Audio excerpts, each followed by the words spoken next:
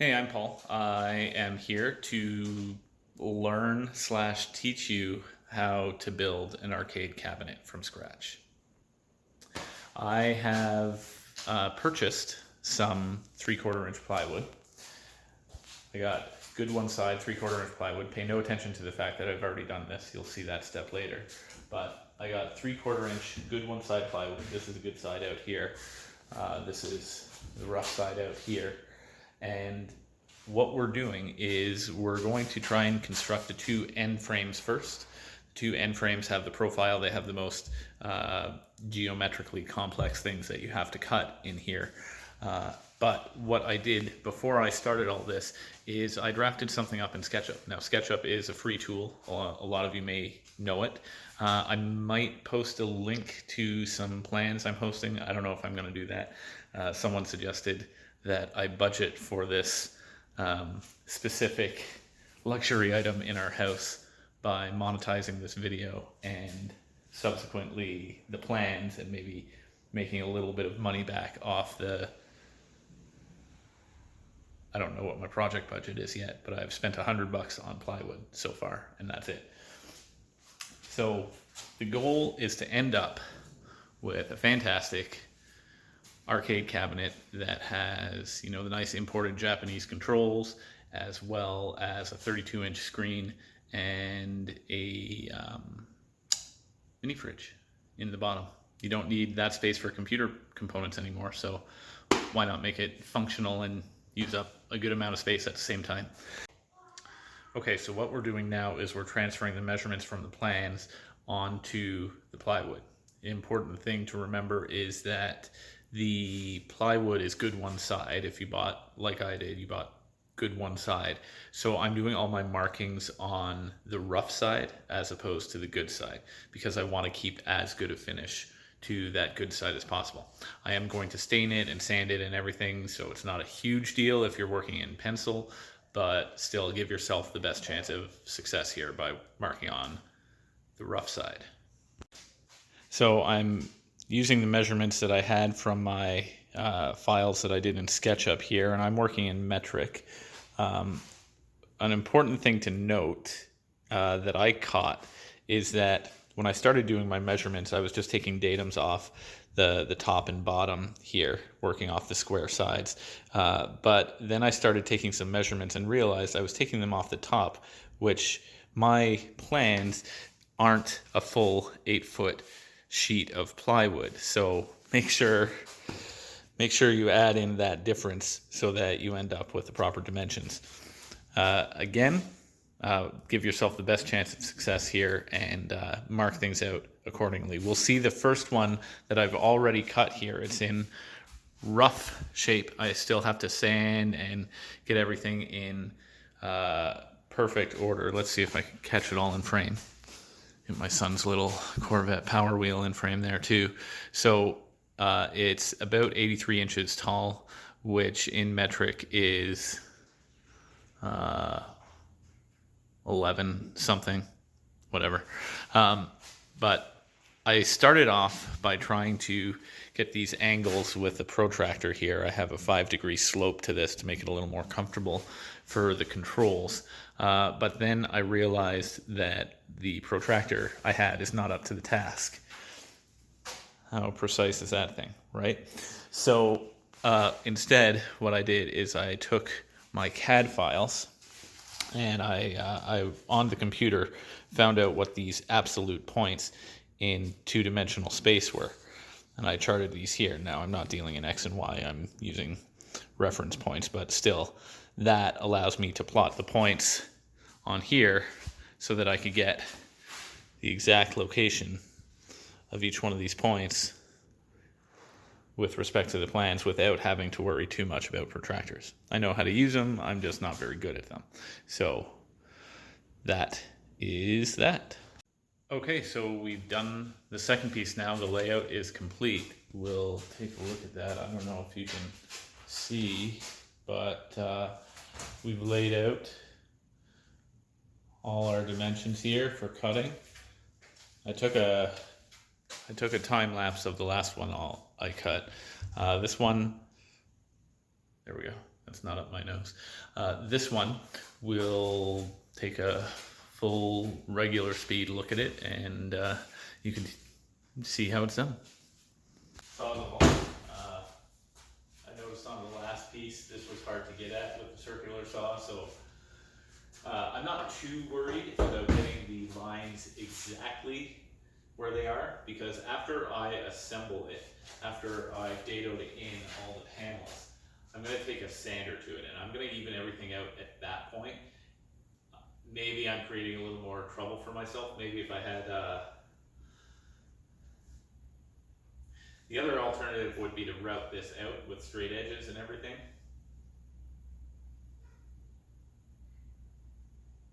That could work. But I'm going to dance with the one who brought me the circular saw. Pro tip: do not cut through your workbench as you're cutting it. So I'm going to position my workbench on the piece I don't want to fall on the ground accidentally. I'm also going to clamp it in place for safety's sake. Don't take shortcuts.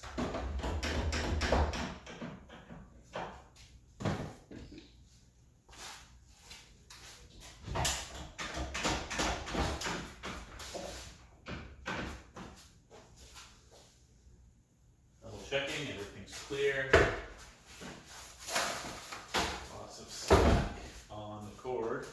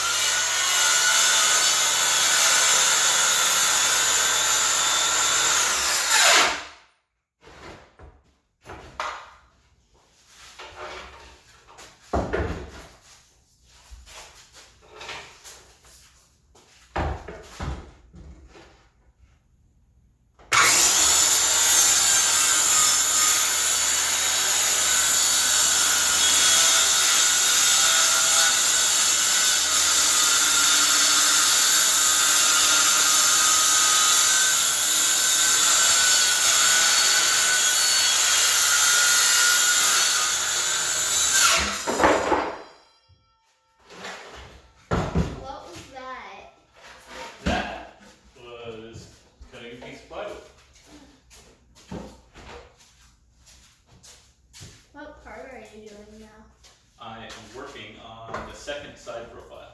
I finished the first one, it's over there.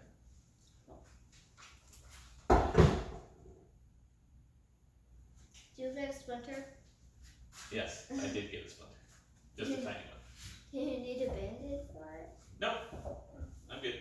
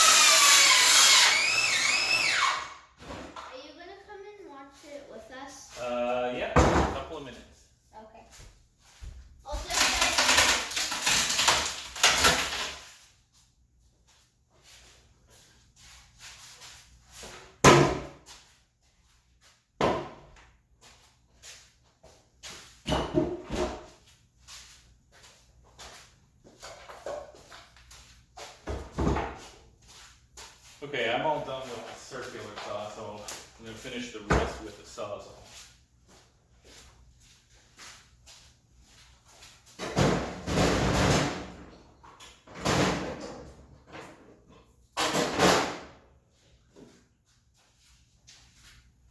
I don't have a blade in this, so I'm going to put one in. Battery's not in when I'm doing this.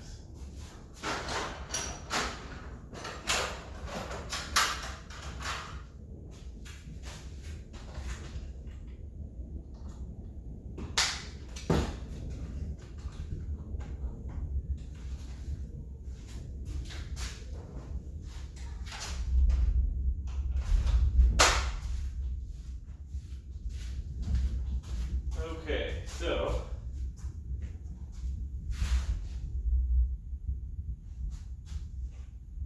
is it left-handed? All right. Well, we'll put it away here.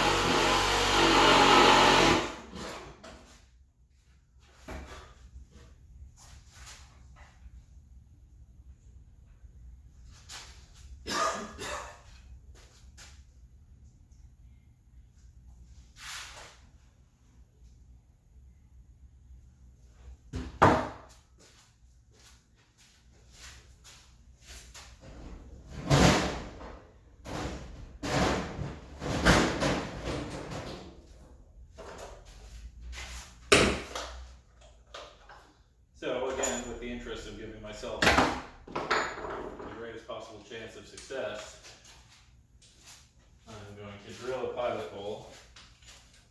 Not a pilot hole. I'm going to drill a hole to get my sawzall blade in.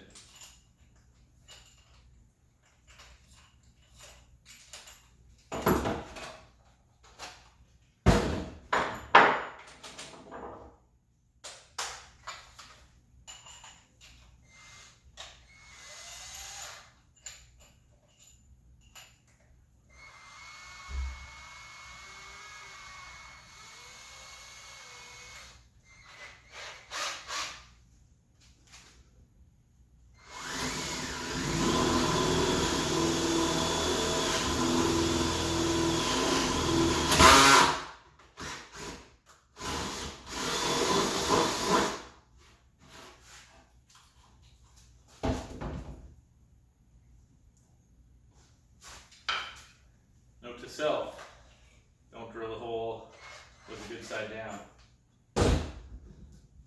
Whoops.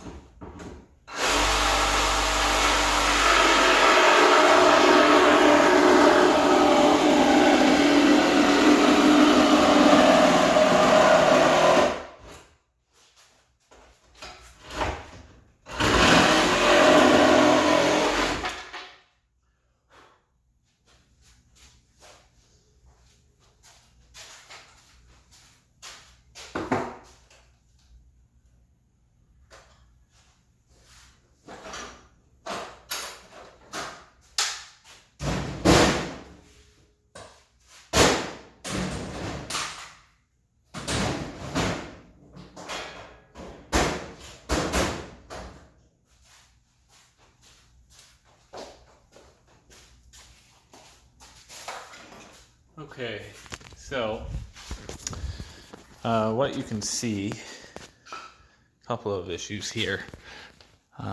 If you're following along at home, watch out for that blowout. That's gonna piss you off. Some other things to note. I think a router would probably be the better way to do this. A router with a straight edge. I am not skillful with a router. Some of you watching will probably say that I am not skillful with a circular saw or a sawzall. Thanks for your feedback. But I'm pretty good with a sander. So I'll try and bring those imperfections out when I'm sanding. I overcut a bit here. So that may have an impact on that piece as well. But we shall see. I will stop recording for today because what's left is just cleanup. But just want to thank you for tuning in, and we'll pick up this video right now at the next step. Thanks.